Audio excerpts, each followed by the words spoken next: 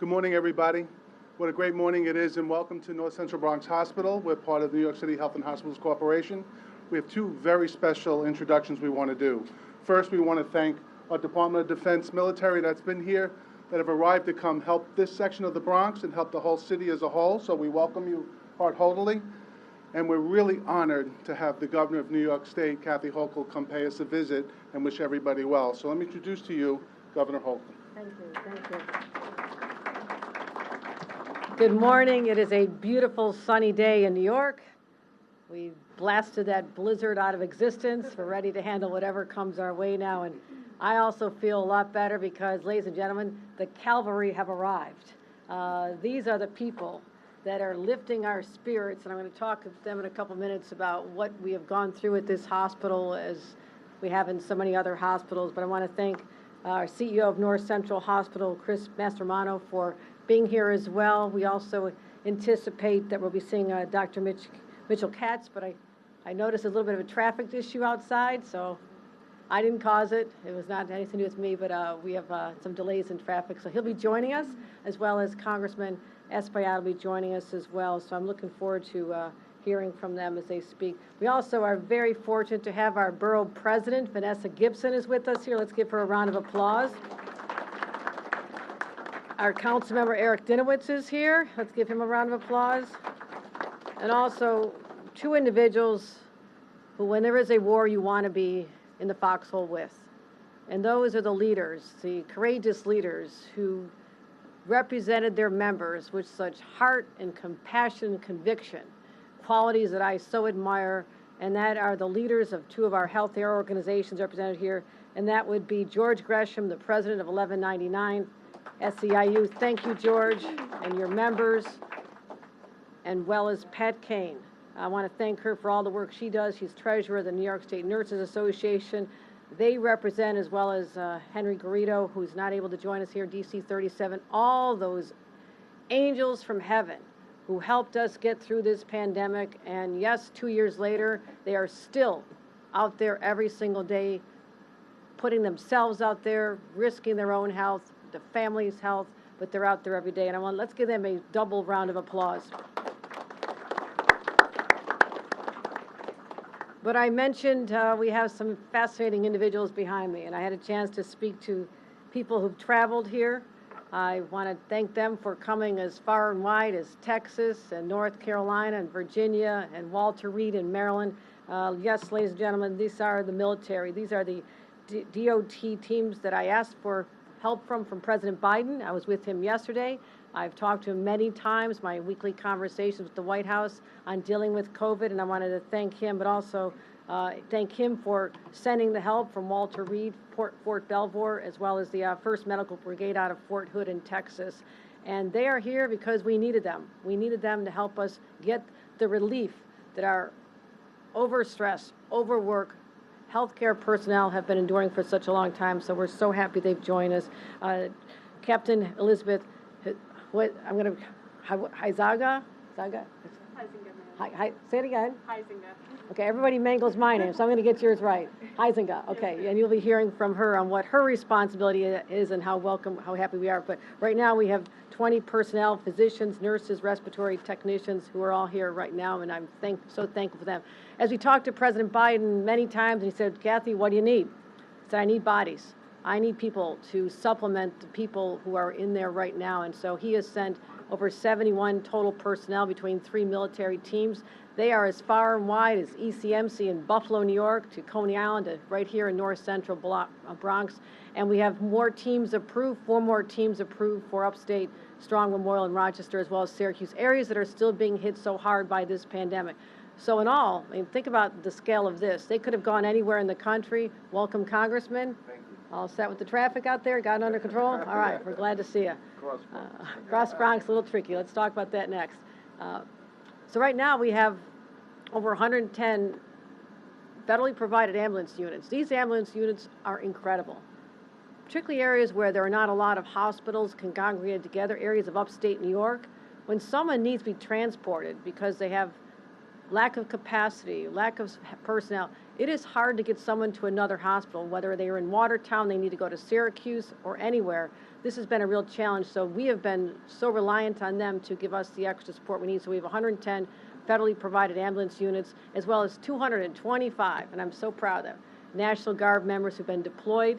As I mentioned, we're also making sure that they have some medical training so they can be even more helpful when they show up. So thank you, President Biden, for all you've done. As we talk about what we just came through, literally approaching the 2-year mark, we already had an overburdened healthcare system. We truly already had this. This was not a new phenomenon.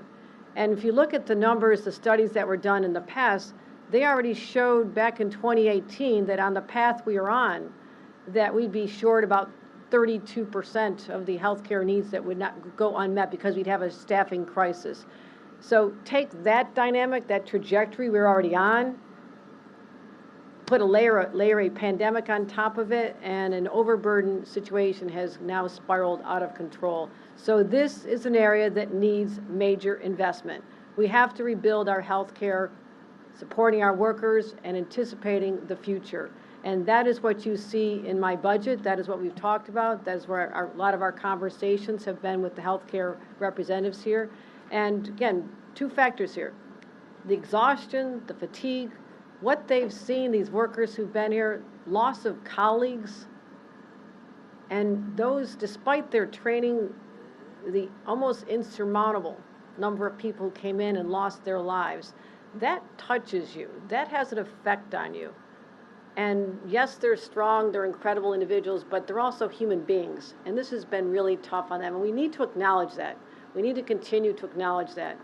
And we already had, as I said, pre-existing staffing shortages. So I want people to know that we are taking this very seriously.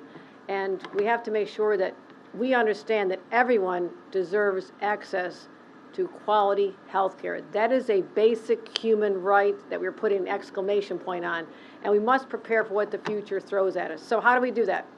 I laid this out in my budget just a couple of weeks ago. We are making the largest investment in healthcare, the healthcare industry in our state's history, $10 billion. $10 billion to help support and sustain this industry. Support the people, the places, the industries on the front line hit the hardest. And we also have a plan, a very ambitious plan, but we've talked about this for a long time.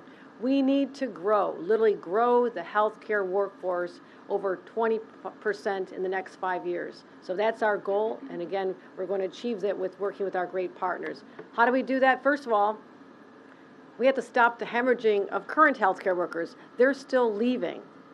And how we do that, we say, we're not just going to say we owe you a debt of gratitude, as nice as that sounds. We also have to pay you the debt we owe.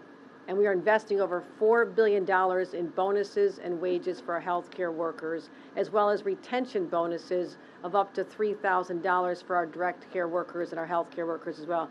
That means right here in North Central Bronx, we'll be able to have a payment of $3,000 to qualified frontline individuals making less than $100,000. Also, we need to bring more people into our ecosystem, and there are doctors and nurses in other states who could come here, but there's many bureaucratic barriers to that. So we're going to make it easier for them to come here, make their homes here, and use their existing licenses. Expanding capacity in our medical institution where the training occurs.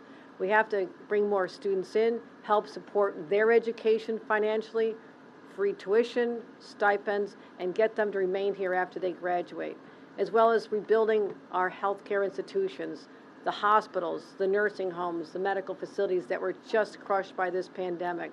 So we announced another $1.6 billion for the actual facilities that need the money, and they need it now to start rebuilding back. So that's what this is all about, is to show, yes, we need your help today. We hope to be more independent next time because we're going to rebuild this workforce, make it stronger, make it more resilient to any other healthcare crises that come our way. We need to have more people in the system as well as supporting our existing institutions. So it's still winter outside. Those of you from down south are talking about their first experience with the snow. They're doing just fine. I offered to teach them how to make some snowballs. I'm pretty good at that. So we'll have some fun. It's actually fun to be in the snow. We'll try to convince you of that. What have we done? We talked about the winter surge. This was not a surprise. We saw the global trends. We saw what was happening as far away as South Africa, that spike that went up so quickly. And so back in early October, we started preparing for the winter surge. And what do? We talked about making vaccines more available, getting the boosters out to people, supporting our healthcare systems, and the efforts are paying off because we made sure that institutions like nursing homes and schools and other places have testing kits and masks. You've heard me talk about this for months, and now it is paying off. We saw the numbers go up rapidly. You all know that before we even had our first case here, November 26th, I declared a state of emergency to give me the flexibility I needed to be able to make the surge and flex decisions with hospitals, make sure they could manage their workflow and the patient care, as well as making sure we had all the legal rights to take steps we needed to keep New Yorkers safe, which has been my #1 priority since day one, keeping New Yorkers safe. So we supported everybody, and let's talk about where we actually are. We anticipated the surge came, and now it's starting to go away. Just like the snow is melting, we hope that this winter surge is also melting away as well. So look at those numbers. That is a beautiful sight, my friends. We have been waiting for this. It is hard to believe that on January 7th, we had 90,000 positive cases in our state. Today, 1st of February, 7,119. That's an extraordinary drop. That's a 92% drop from our peak of 3 weeks ago. And yesterday in New York City, hardest hit, first wave, second wave, Omicron wave, and look where they are today. We had 2,639 cases in New York City yesterday, and in the Bronx, 303. That's 303 too many. We're going to get to a point where we don't have to talk about even that many cases, but look at the progress we're making statewide, and again, that is just extraordinary. Positivity is going down. 7-day average of 5.9%, almost 6, but that's a 17.25 drop, 17-point drop, not a percent, 17-point drop from our peak of 23% just on January 2nd. So our infection rate in New York City, about 4%. The Bronx, yay Bronx, 3.7. Let's give the Bronx cheer for that one. I like the sound of that. And a 7-day infection rate continues to drop as well. So there we go. Hospitalizations. We're in a hospital. My greatest stressor has been infections, yes. Getting enough people vaccinated, yes. What is going on in the hospitals? And so our hospitals we've been watching very closely. The good news, the hospitalizations continue to drop. And yesterday, as I mentioned, hospitalizations are 7,100. That's a 43% drop in hospitalizations. So hospitalizations are a lagging indicator. We've talked about this from the beginning. First, you get the infections, then people get sick. If they're really sick, they're going into a hospital. And look at this. The numbers are starting to trend downward.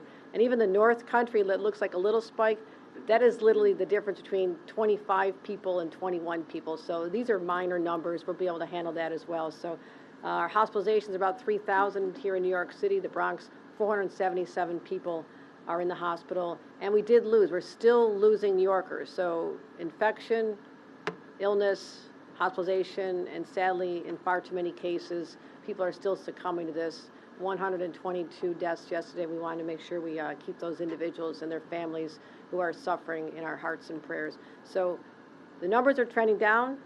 We're still going to take this seriously, though. This is not saying it's over. You still compare to where we were December 1st. Look at December 1st.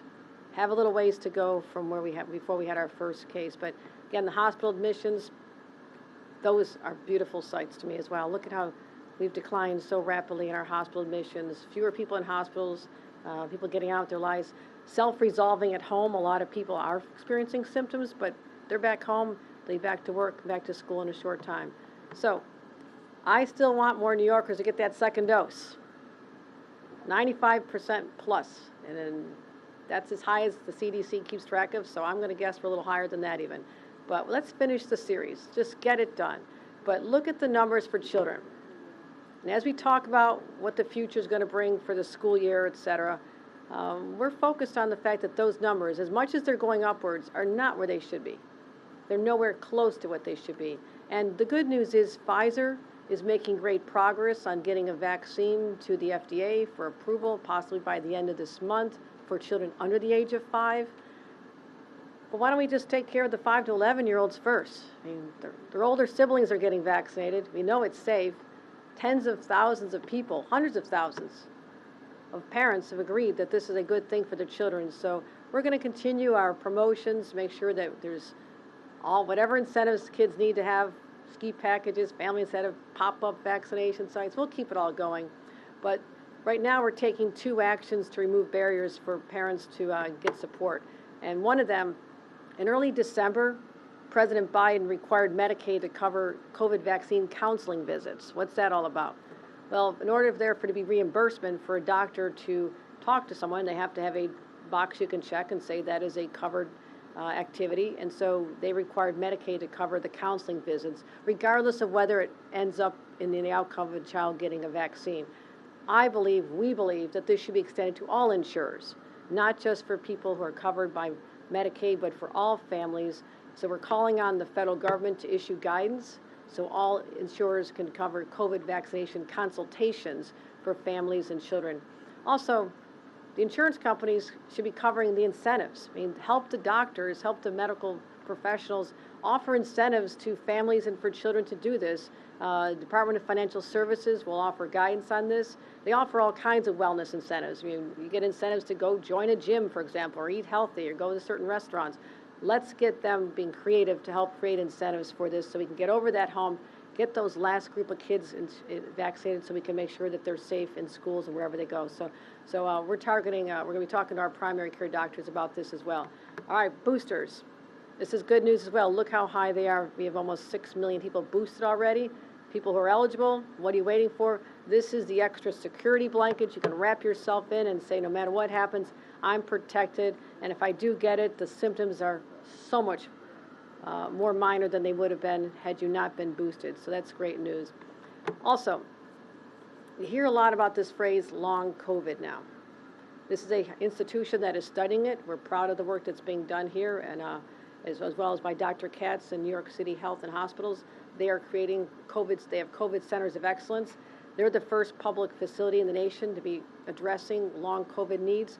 But I've been asking my health team for a couple of weeks now, a couple months actually, to get us real data on this. What does long COVID mean?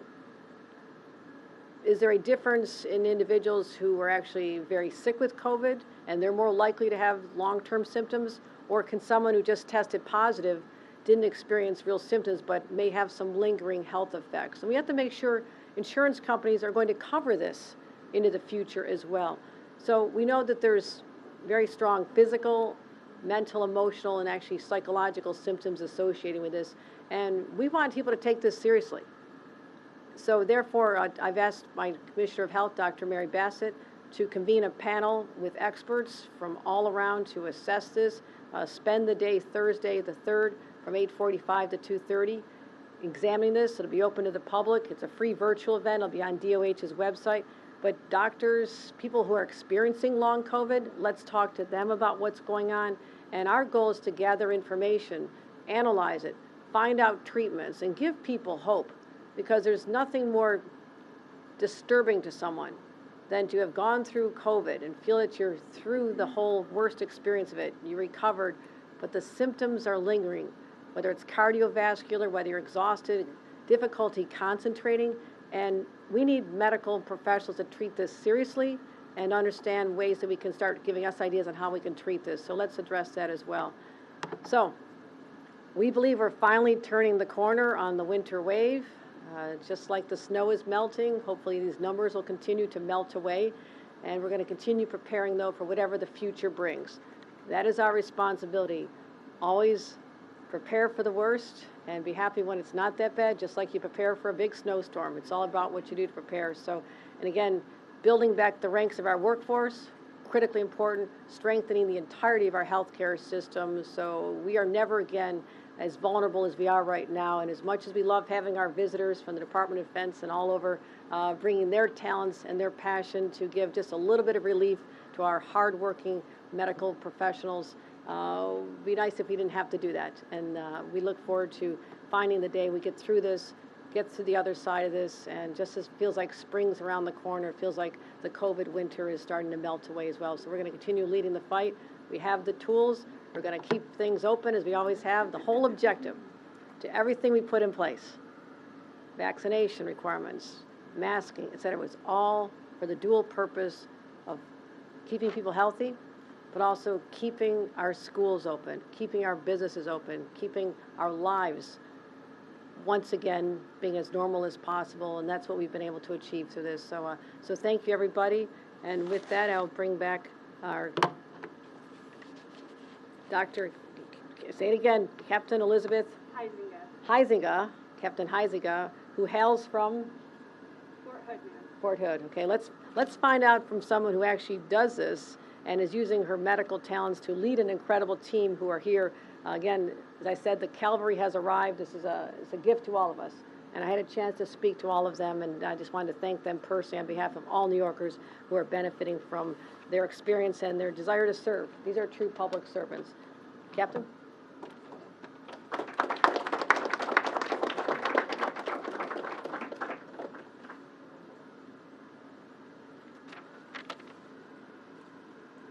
Good morning. I'm U.S. Army Captain Elizabeth Huizinga, an emergency room nurse and the officer in charge of the military medical team here today.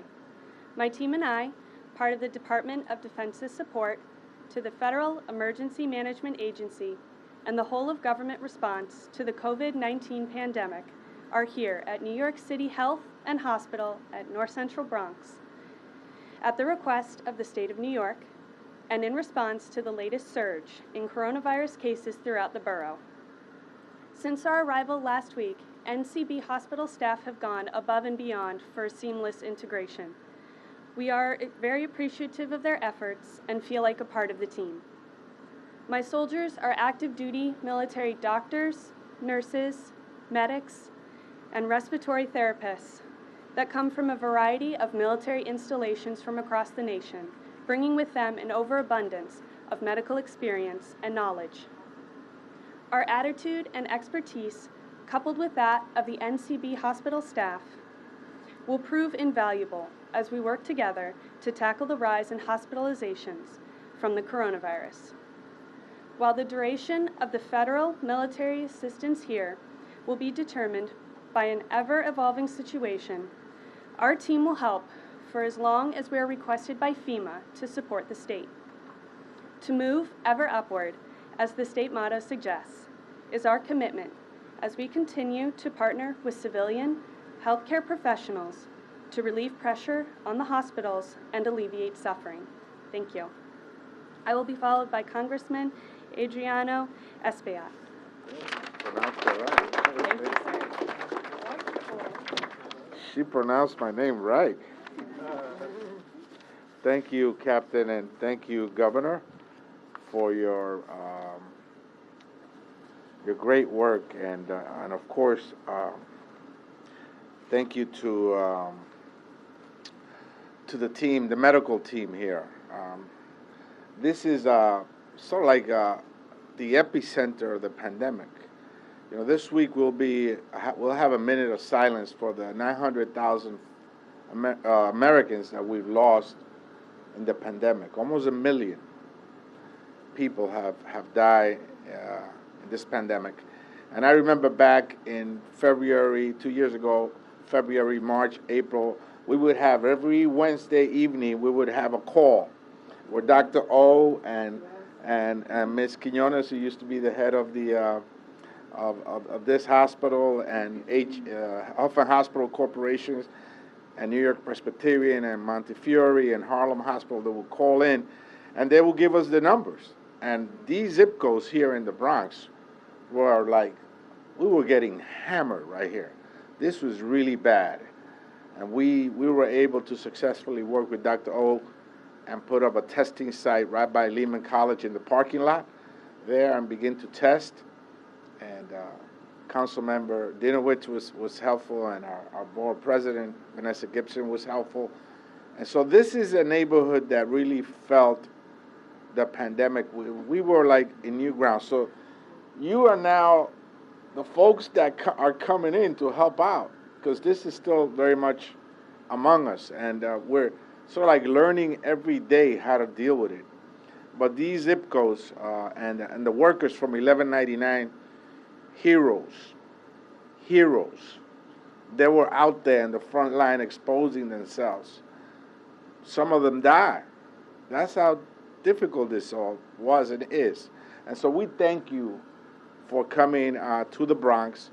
The West Bronx was particularly hit hard. The entire West Bronx border and the zip codes there were particularly, if you look at the numbers, really bad numbers. And so we need to work. This healthcare industry is not only just important to the borough of the Bronx because of the services that it provides, but it's also the biggest employer of the Bronx. So it's important to our economy as well. And so we thank you so much for stepping forward and providing the help that we need to save lives and to really help us hold our hands and help us going through a new era, the post-COVID era. We don't know. This is new ground, so we need to work together to ensure that we move forward together. Gracias a la gobernadora, a la capitana, por estar con nosotros, los líderes, el doctor O, George Priestley de la 1199, el concejal, la presidenta del condado, los líderes de la corporación de hospitales de la ciudad de Nueva York y naturalmente los soldados que vienen aquí a ayudar a nuestra comunidad a cruzar por este periodo de una pandemia, ayudándonos diariamente a salvar vidas. Thank you so much, all of you, and keep the faith. And now with that, I would like to introduce to you brand new, really brand new Bronx Borough President, Vanessa Gibson. Who's counting? I'm only in week 5, but who's counting? Good morning, everyone. Thank you so much, and welcome to North Central Bronx Hospital. I am so honored to serve as the Bronx Borough President, and I want to first acknowledge and thank each and every one of you for being here today. It's a very important reason why we are here, to continue to affirm our commitment to caring for all New Yorkers, to make sure that we invest in our healthcare workforce, and at the end of the day, to make sure that we do everything possible to protect and save lives. I want to acknowledge our president, Joe Biden. President Biden has been an amazing leader. He has worked around the clock to never forget New York. And our governor, Kathy Hochul. Governor Hochul has been a friend to the Bronx. She is here all the time, checking in on us to make sure that our borough is safe and we are good. Certainly the horrific fire that we faced on January 9th that claimed the lives of 17 neighbors has reminded us of the work that is done every single day. And I want to thank you, Governor Hochul, for your support, for lending your office and your staff, being amenable to conversations as we move this borough forward. So many have been involved, our healthcare heroes and sheroes every day. I'm so grateful for Dr. Mastromano, our president and CEO of Jacoby and North Central, Dr. Jones. It's good to see George Gresham, our partners at 1199, and Ms. Pat Kane from the New York State Nurses Association, and really all of my colleagues in government. It's good to see you, Dr. Mitchell Katz, our president of Health and Hospitals, and thank you, Captain. Thank you so much for assembling this incredible team. The U.S. Department of Defense and the military team that is assembled here today affirms our partnership as we move forward. We know that COVID-19 and the impact that it has had on this country. The Bronx faced one of the highest death rates due to COVID-19. Many of our residents every day live with underlying health conditions and health disparities that we have faced for many, many years. And we are no stranger to struggle and hard work. But through it all, through dedicated teams like the military team assembled here, who are dedicating their time and their labor to come here to North Central to provide services and relieve the burden on our medical staff, our nurses and our doctors and respiratory therapists. We are so grateful that they have traveled from near and far to come here to North Central to provide the medical expertise and the support and the continuity of care with diverse and language access that so many of our residents and families here in the Bronx rightfully deserve. And as we continue to tackle COVID-19, we're grateful when you hear the numbers, the positivity rate is going down. There was a time for us in the Bronx, many of our neighborhoods were well into the 30s in terms of the positivity rates. And now we're in single digits. That is a sign of progress and hope for a better tomorrow.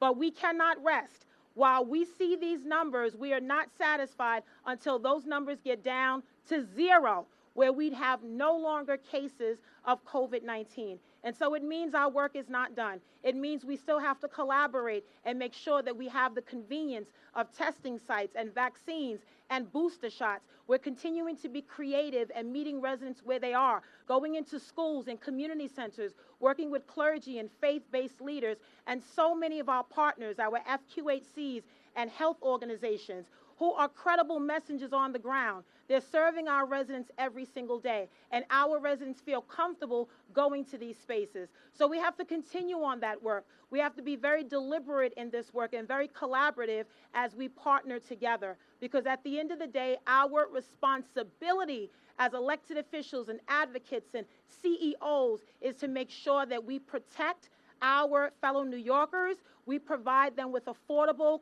quality health care, and we make sure that we do our part to educate so many of our residents. So I am proud of this partnership. I did see last week that the U.S. military team was at Coney Island Hospital in Brooklyn, and I said, okay, it's only a matter of time before they get to the Bronx, and I'm so grateful that they are here at North Central Bronx. We need the support, we need the attention, and we need the priority. And thanks to our governor, we are getting it here at North Central. So again, I want to say thank you to everyone, to all of my colleagues in government. Thank you to the military team who is here.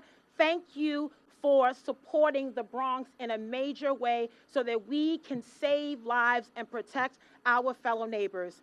I am so honored to next introduce someone who has been a great leader. We've worked with him as the borough president and certainly during my time as a member of the New York City Council. He is our president and CEO of New York City Health and Hospitals. Ladies and gentlemen, Dr. Mitchell Katz. Thank you so much. Thank you, Dr. Thank you Katz. so much. I'm so filled with gratitude as I stand here, and I want to start, Governor, when you first became governor, you and I talked, and what you promised is that all of the governor's office would do everything possible to work with us.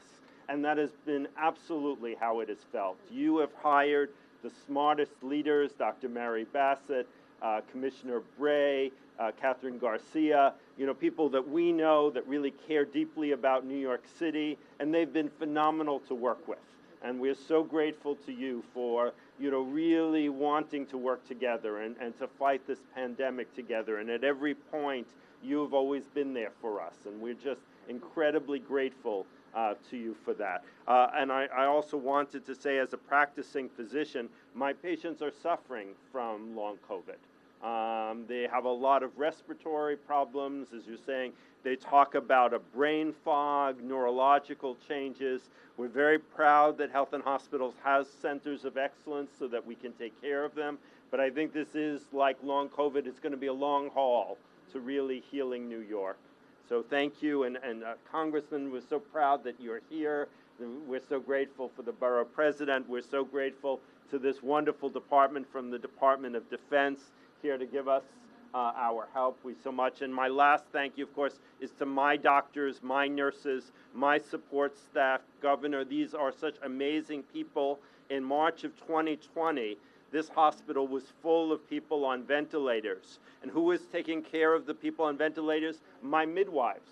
My midwives were the ones in the ICU working the drips. Everybody showed up, everybody came, when everybody else was sort of on their Zoom meetings, in their apartments. It was my nurses, my doctors, my respiratory therapists who came to work. And it was as true, you were raising the issue of snow. I remember on Saturday, appropriately, people said, if you don't have to get out of your house, stay in your house. But of course, my workers came, right? Pat's workers came, Local 37, all of the great union partners, our people came. And those are the kind of people that we appreciate, and I'm so grateful. So with that, I'm going to close us out. Governor, are you going to take the mic for questions? I'm just going to invite one to come up. I did make one mistake. We're not always perfect. Pat Kane is not the treasurer, as much as every conversation relates around money with her. So I had this treasurer. Can we get more money? So I'm thinking she must be the treasurer. She is the executive director, and I want to make sure that I acknowledge that as well. And I do want to thank everybody for coming. And we'll take a picture, Pat and George, if you want to come up here. We'll get the picture.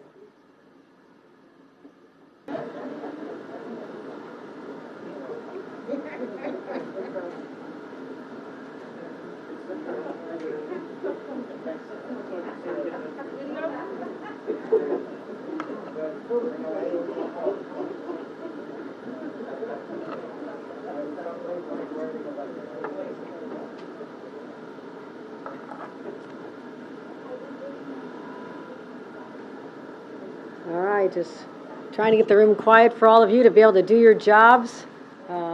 Zach, you're in the front row. Governor, I wanted to ask you to comment on the redistricting lines. First, Congress were put in. Some people were accusing the Democrats of gerrymandering a little bit, saying that they criticize Republicans, but then they kind of do it themselves. I'm wondering your thoughts on that. And then the news of the day, specifically the state Senate adding 2 more seats in New York City. Seems like they're kind of, packing the game a little bit, rigging the game a little bit. I'm just curious to get your response.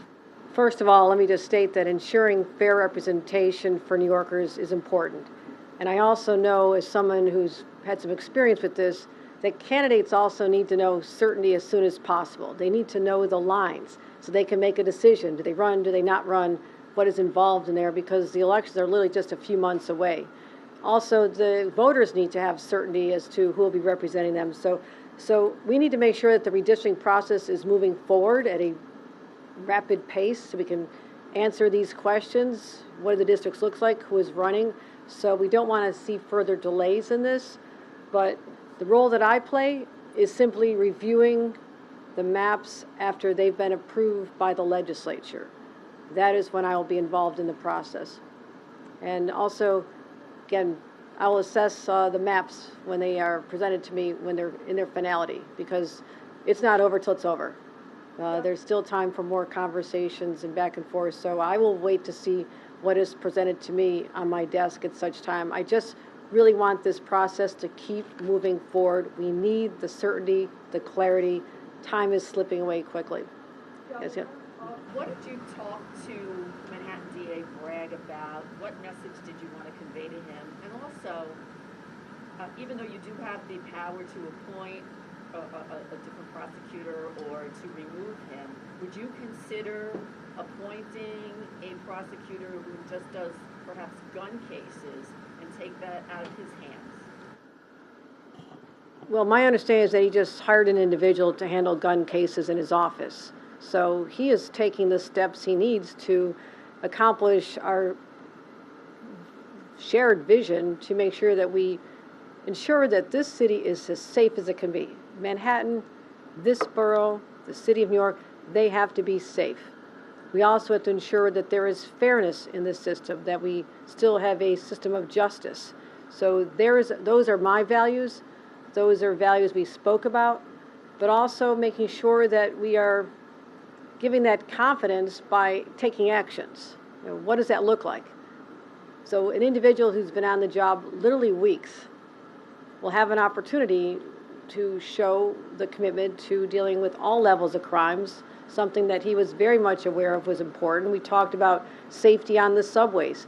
I want to make sure I can get New Yorkers to feel safe and secure and take that subway to come for their jobs or for entertainment. That is the lifeline, and he understood that this is an area where we can improve public safety as well as prosecutions of people who violate the laws. I mean, that's the bottom line. We talked about prosecution of individuals who are violating the laws. And so it was a very productive conversation, and certainly, he needs to do his job, and he's doing it right now. Do you think he took enough steps, or this one step in hiring this gun person? Is that No. You judge by the balance. I mean, you're going to see, again, someone who's been on the job a very short time. People like I cut some slack. He's literally been on the job a quarter of the time that I have, and I've been on the job a very short time. So let him work with the other district attorneys. I know they have conversations. Let him work with NYPD and the mayor to identify areas where they need to have prosecutions and work together. Let the process play out so he can do what he needs to do, which is help establish that sense of security that New Yorkers are looking for, and that involves gun prosecutions. And as you all know, I was just up in Albany convening the very first interstate gun task force meeting. Never before have 9 states been represented at one collective meeting, including the NYPD, district attorneys, the mayor of New York participated, and I thank the other governors who understand that a large part of our problem in the city is the illegal guns that are flowing into our borders. Despite our strong gun laws, they're coming from elsewhere, something the mayor and I talk about on this. And the district attorneys have a role to play when those guns are found in our city as well. So there is a whole system of individuals who are all striving for the same goal, which is to drive down the gun violence. And it is not a New York City or New York State phenomenon. We know that. We are still statistically a safe city compared to others. But that's not how we're going to judge ourselves. We need to drive down the crime rate and enhance people's sense of security in order to have the full comeback we need. So there's a lot of individuals involved in this process, and let us do our job to work together. As a governor, my responsibility are those borders. This is where I can use the clout of my office to focus on gun interdiction efforts and surveillance in other states like Pennsylvania, individuals who may be loading up their trunks with assault weapons, bringing them up 81 and heading into Upper Manhattan and the Bronx, where we're seeing the highest concentration of these guns. But I will continue to play that role. The mayor has a role to play, the district attorneys, and people need to know that we're working very hard collaboratively to make sure this city is safe. Governor, given you already moved the mask mandate deadline to February 10th, given that that's before Super Bowl weekend, which you've talked about as a sort of a known gathering spot, and it's before winter break for kids when they're with their families, realistically, is there any scenario where you remove the mask mandate before the end of February? It's February 1st. I want time to continue doing what I'm doing, and I don't just look at the numbers, and I assess them intensely every day. Trends, as well as our vaccination rates in areas, as well as hospitalizations. But before any decision is made, I'm going to continue having conversations with the heads of hospitals and continuing our conversations with school superintendents that we have been, and other people that are affected by what we do, and business leaders. So we'll come to the right decision. And as I mentioned when I first announced, as we knew that this was going to expire February 10th, in anticipation that the winter surge would be heading down, and it is. We're in a much better place. But we have to decide what that looks like. We're not prepared to throw in the towel and say we're done fighting COVID. We are so far from that. And that is why I'm continuing to ensure that our 85 million testing kits, more than any state, are getting out to the nursing homes and the places of worship and the hospitals where we need them. I'm making sure that we continue to have vaccination sites for kids, the pop-ups, more access, getting masks in nursing homes and places. So we're not taking our foot off the gas when it comes to fighting the pandemic. The masks are one element of that that'll be assessed based on criteria that I just mentioned. And so we'll be happy to let the press know when a decision has been made on that. But we know it's coming. In general, what do you need to see to be able to have confidence in rolling back some of those regulations? I know we're trying to shy away from specifics here, but on that positivity chart, on the hospitalization chart, what in general do you want it to look like to be able to say you're able to roll that back? And that's a good question, and I don't shy away from anything, just I'm laying out the process by which we are making the determination. I say we, because this is not the governor of New York sitting in her office saying, oh, let's pull a number out of the hat and see what sounds good. This is in consultation with experts in Washington. I was there yesterday, meeting with Jeff Zients, meeting with medical experts, talking about this. What trends are they seeing? What are they seeing in other states and other parts of the world? Also, I have an incredible health commissioner, Dr. Mary Bassett. I need her input, as well as I continue to do, talk to other leaders in hospital areas and nursing homes, and also just assess that information. In addition to the 3 data points I mentioned, rate of infection, how fast it's falling, is that sustained? Is it a couple of days we're looking good? Is it a downward trend, which is why we look at the 7-day average. Looking at vaccination rates, and we're doing well in some areas. We have a lot of growth areas in other parts of the state, and I want more kids vaccinated. That will be a driver. I want to see more children vaccinated to know that they're safe when they're in schools as well. Also, hospitalizations and capacity. We're doing much better. But look who I just had to bring in. I still had to bring in the Department of Defense to help with our staffing issues here in the Bronx and in Coney Island and in Buffalo and Syracuse. So I think that sends a message that, yes, the trends are great, we are optimistic, but also we take this seriously, and we're not through it just yet. I'm happy with the trend we're on, but we're not saying it's over. All right, thank you, everybody. Appreciate you coming out.